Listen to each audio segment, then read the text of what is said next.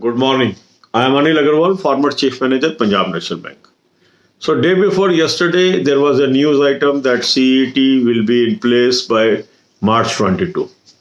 And I put a video. Then there are a lot of queries on that. Few queries I tackled in yesterday video. So, in this video, I will tackle another issue, whether SBI or RBI will come under CET or not. Now, if we look at SBI, SBI is a public sector bank. And IBPS also conduct examination for public sector bank. So, selection process will be same for all public sector banks. So, if IBPS goes under CET, there is a high probability that State Bank will also go under CET.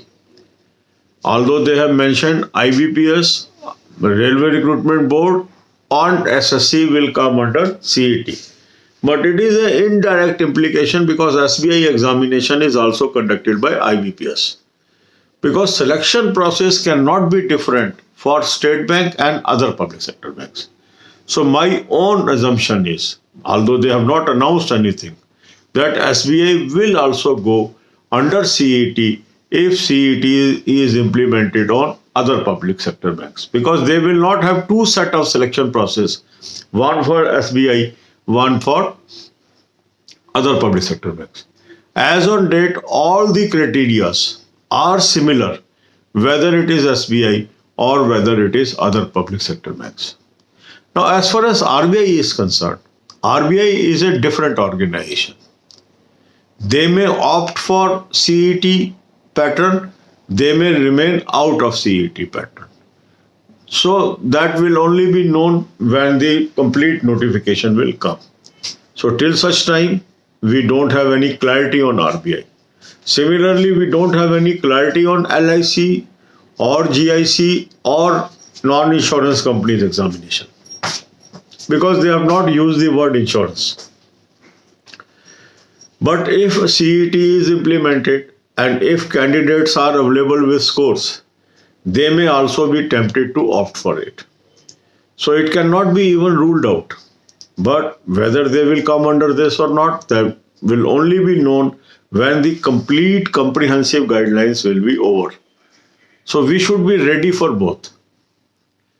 So as soon as we get more information, I will definitely share with you. Since there was an anxiety, a lot of people put this question on the channel.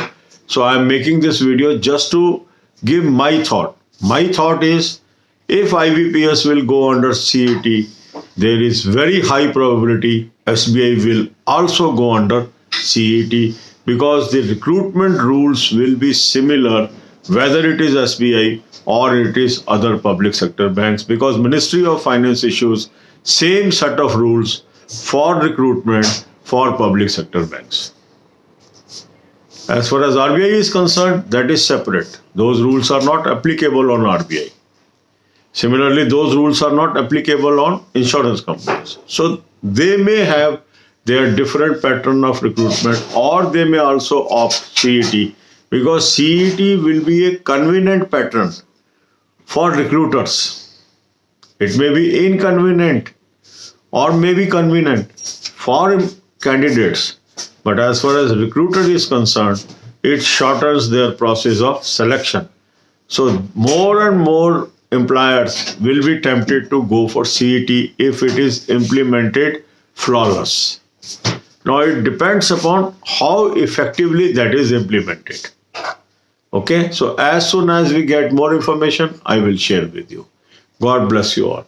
अब यही बातें हम हिंदी में करेंगे. 2 दिन पहले खबर आई कि CET का सिस्टम मार्च 22 तक पुट इन प्लेस हो जाएगा. उस पर हमने एक वीडियो डाली. उस पर आपके बहुत सारे प्रश्न आए हैं और मैंने आपको कहा था कि इन सब प्रश्नों को धीरे धीरे हम कवर करेंगे.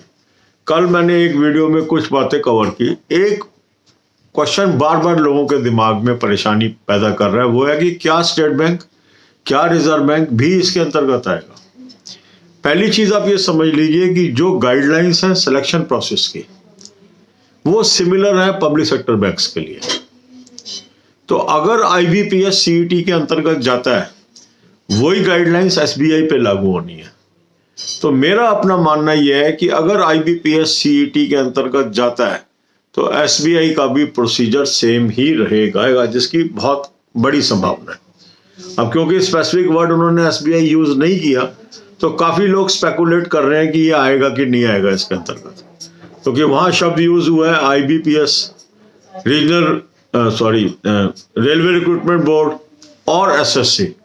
तो कई लोग SBI को इंटरप्रेट कर रहे हैं सेपरेटली, पर SBI का एग्जाम IBPS ही कंडक्ट करता है और सेम गाइडलाइंस हैं उसके अंदर। पब्लिक सेक्टर के लिए एक ही गाइडलाइंस इशू की है गवर्नमेंट ऑफ इंडिया ने।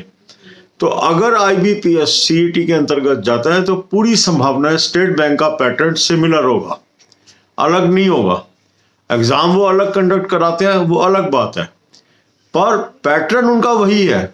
सारी क्वालिफिकेशन, सारे रूल्स सिमिलर हैं जो IBPS पे लागू होते हैं, क्योंकि एक ही रूल से वो गवर्न हो रहे हैं। तो मेरा अपना मानना यह है कि स्टेट बैंक भी उसके अंतर्गत जाने की काफी संभावना है, पर रियल क्लैरिटी तो जब रूल्स आएंगे तभी पता लगेगा।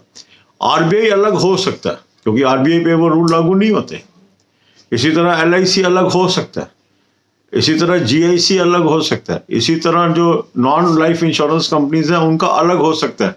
पर एक चीज बड़ी समझने की, अगर CET लागू होता है तो जो रिक्रूटर्स हैं उनके लिए कन्वीनियंट सिस्टम है, उनको कम मेहनत से सिलेक्शन करने की संभावना है। तो जितने भी रिक्रूटर हैं दे विल बी टेम्प्टेड कि वो CET को लागू करें, क्योंकि उनका प्रोसेस शॉर्टन हो रहा है। ये इनकन्वीनियंट या कन्वीनियंट कैंडिडेट के लिए तो हो सकता है CET। कई लोगों को CET आने से डर लग रहा है, क्योंकि अभी क्लैरिटी नहीं है इसलिए डर लग रहा है। पर जहां तक रिक्रूटर है उसको तो एक फेस खत्म हो रहा है ना उसका, सीधा उसको फेस सेकंड में लोगों को लेना है और उसको बने बनाए नंबर मिल रहे हैं कैंडिडेट के। तो ये आप सोच के चलिए कि आने वाले टाइम में जो रिक्रूटर्स हैं वो टेम्प्ट होंगे CET के थ्रू ही कैंडिडेट लेने में, अगर लागू होता है फ्लॉलेसली और स्मूथली। अगर मान लीजिए CET इम्प्लीमेंटेशन में दिक्कतें आती हैं और डिले होता है तो नेचुरल रिक्रूटर अपने प्रोसेस से ही प्रोसेस करना चाहेंगे। पर यदि CET फ्लॉलेस इम्प्लीमेंट हो जाता है, जिसकी गवर्नमेंट तैयारी कर रही है और लग रहा है जैसा कि मार्च के अंदर कुछ सेटअप बन जाएगा और कुछ क्लैरिटी हमें मार्च में मिल जाएगी, तो हमें इस वाले सिस्टम के लिए तैयार रहना चाहिए। तो मेरे को जो लग रहा है, जो मेरी अपनी एक्सपीरियंस कहती है, उसके अनुसार CET के 2022 में शेप लेने की पूरी संभावना है। मतलब इसको हम अंडर एस्टिमेट मत करें कि 2022 में शायद नहीं होगा, जिस हिसाब से बार बार स्टेटमेंट मिनिस्टर दे रहे हैं। क्योंकि अदरवाइज अगर उनकी इंटेंशन नहीं है लागू करने की तो वो एक बार कह दिया उसके बाद भूल जाती है गवर्नमेंट। पर अगर किसी चीज को बार बार वो री इन्फोर्स करते हैं और उसको हाईलाइट करते हैं कि ये एक इम्पॉर्टेंट रिफॉर्म है, तो आप समझ सकते हैं कि उसकी तरफ कुछ ना कुछ टेंजिबल काम हो रहा है। तो हमें साइकोलॉजिकली अगर हम तैयार रहेंगे तो हमें बाद में नहीं पछताएंगे। और सिलेबस को लेके इतना मत डरिए, सिलेबस आसान ही रहेगा। 3 सब्जेक्ट तो होने ही हैं उसमें, इंग्लिश, क्वांट एंड रीजनिंग। उसकी तैयारी करते रहें। जो लोग 2022 को टारगेट कर रहे हैं उनको डरने की जरूरत नहीं है। इन 3 सब्जेक्ट को वो करते रहें, कुछ और आएगा एडिशन तो फिर उस समय देखा जाएगा। God bless you all.